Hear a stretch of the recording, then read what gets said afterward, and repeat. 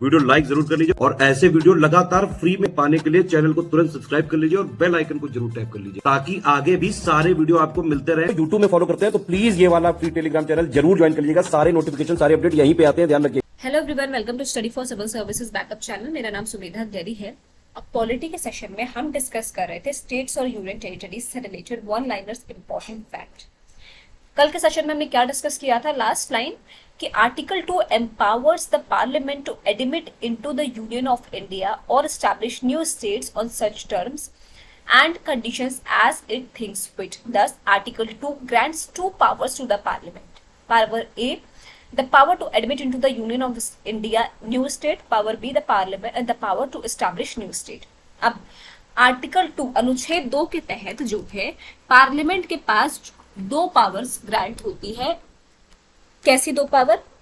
कि या तो वो यूनियन ऑफ इंडिया में कोई स्टेट को ऐड कर दे, ठीक है, न्यू स्टेट बना जो है एडमिट कर दे, या फिर नया स्टेट ही वो क्या करे, एस्टैब्लिश करे, नया स्टेट ही बना दे। ठीक, अब नेक्स्ट पॉइंट पे चलते हैं। The first refers to the admission of state which are already in existence while the second refers to the establishment of the states which were not in existence before. अब जो पहला है कि union of India में नए state को लाना, तो ऐसा स्टेट जो पहले से ही एग्जिस्ट कर रहा हो बस उसको आपको एडमिट करना है। और सेकंड कि वो एग्जिस्ट ही नहीं करता है कोई स्टेट, आपने नया स्टेट बना दिया, तो ये पावर आपको आर्टिकल 2 के तहत पार्लियामेंट को दी जाती है। Notably article 2 relates to the admission or establishment of new states that are not part of the Union of India. Article 3 on the other hand relates to the formation of or change in the existing states of the Union of India. Article 2 क्या करता है? Article 2 के अनुसार कोई भी state का admission हो सकता है या एस्टैब्लिशमेंट हो सकता है जो कि एग्जिस्ट ही नहीं करता या फिर जो यूनियन ऑफ इंडिया का पार्ट ना हो। पर article 3 on the other hand क्या करता है? ये फॉर्मेशन करता है या फिर हम कहेंगे चेंज करता है स्टेट्स की जो कि है यूनियन ऑफ इंडिया के अंदर। In the other words article 3 deals with the internal readjustment of inter state of the territories of the constituent states of the union of India. मतलब आर्टिकल 3 या अनुच्छेद 3 क्या करता है? इंटरनली रीएडजस्टमेंट करता है। इंटरनल रीएडजस्टमेंट किसका? जो स्टेट्स ऑलरेडी हैं यूनियन ऑफ इंडिया के तहत, उनकी टेरिटरीज का, उनकी बाउंड्रीज का। ठीक है।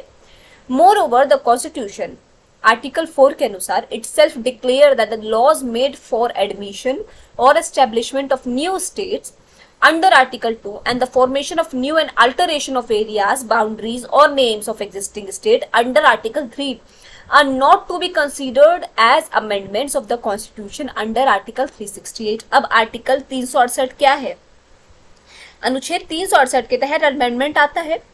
तो आर्टिकल 4 क्या बताता है कॉन्स्टिट्यूशन का? कि ये डिक्लेयर करता है कि कोई भी एडमिशन करना, किसी स्टेट का एस्टैब्लिशमेंट करना या फिर उसकी में बाउंड्रीज में अल्टरेशन करना, उसकी टेरिटरीज में, या फिर उसका नाम बदलना, जो कि आर्टिकल 2 और 3 के तहत आता है, ये कुछ भी अमेंडमेंट से रिलेटेड नहीं है। अगर ये कुछ भी किया जाता है तो वो एज अ अमेंडमेंट की तरह पास नहीं होता है, वो अमेंडमेंट नहीं हुआ। ठीक है। This means that such laws can be passed by simple majority and by the ordinary legislative process. मतलब कोई भी अल्टरेशन वगैरह करने के लिए कोई बहुत 2/3 मेजोरिटी की जरूरत नहीं है। आप सिंपल मेजोरिटी से भी या फिर ऑर्डिनरी लेजिस्लेटिव जो पावर होती है उसके तहत भी आप जो है अल्टरेशन या जो है किसी स्टेट का फॉर्मेशन कर सकते हैं, वो अमेंडमेंट में काउंट नहीं होगा। ठीक है। नेक्स्ट लाइन क्या है? The Supreme Court held that the power of parliament to diminish the area of a state under article 3 does not cover suggestion of Indian territory to a foreign country.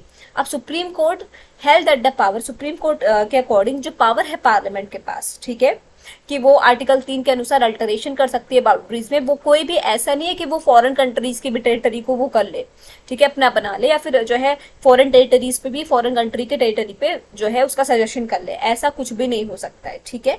Hence Indian territory can be ceded to a foreign state only by amending the constitution under article 368। अगर ऐसा करना है तो amendment पास होती है under article 368। ठीक। Consequently, the 9th Constitutional Amendment Act 1960 was enacted to transfer the state territory to Pakistan.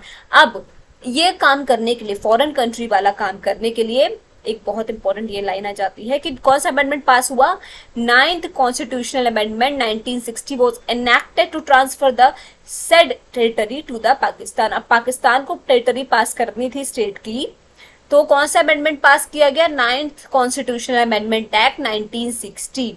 9th Constitutional Amendment Act 1960 was enacted to transfer the said territory to कहाँ पे, पाकिस्तान पे। तो ये क्वेश्चन पुटअप हो सकता है कि फॉरेन टेरिटरी के लिए कौन सा अमेंडमेंट एक्ट लाया गया, 9th constitutional amendment act 1960। Country कौन सी थी जब लाया गया, तो पाकिस्तान।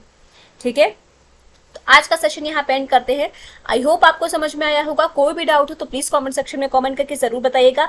और अभी तक अगर आपने चैनल को लाइक शेयर सब्सक्राइब नहीं किया तो प्लीज कीजिए, बेल बटन को प्रेस करना ना भूलिए। Thank you so much for watching.